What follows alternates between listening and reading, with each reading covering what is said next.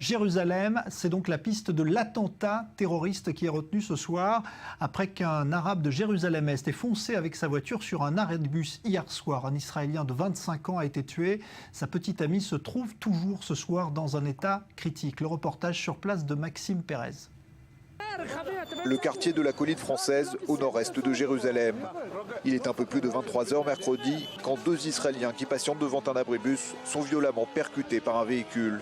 Grièvement touchés, les victimes ont déjà perdu connaissance quand les secours arrivent sur les lieux de l'incident. D'abord traitées sur place, elles sont ensuite transportées à l'hôpital Hadassah Ein Kerem de Jérusalem. L'une d'entre elles a succombé à ses blessures. Jeudi après-midi, une foule nombreuse a accompagné la dépouille de Shalom Cherki, 25 ans, au cimetière de Givat Shaoul. Le conducteur de la voiture folle est un Palestinien originaire du camp d'Anata, Jérusalem-Est. Acte volontaire ou accident, l'homme a immédiatement été arrêté par la police avant d'être remis au service de sécurité intérieure du Shabak.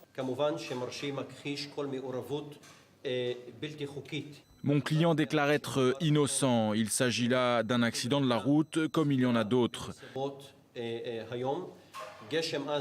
Sans parler du fait qu'il pleuvait au même moment, mon client est persuadé qu'il va être libéré très prochainement.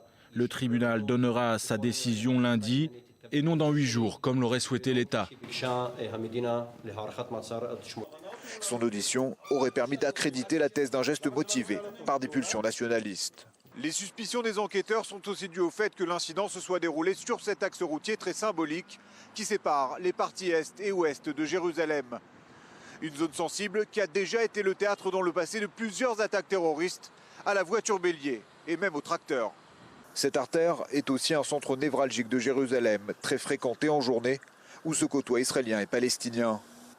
Surveillée par la police et les gardes-frontières, elle incarne la tension quasi permanente qui règne dans certains quartiers de la ville sainte. Si la piste terroriste se confirme, il s'agit du second attentat qui vise Jérusalem en un peu plus de 30 jours. Le mois dernier, 6 policiers israéliens avaient été renversés par une voiture palestinienne.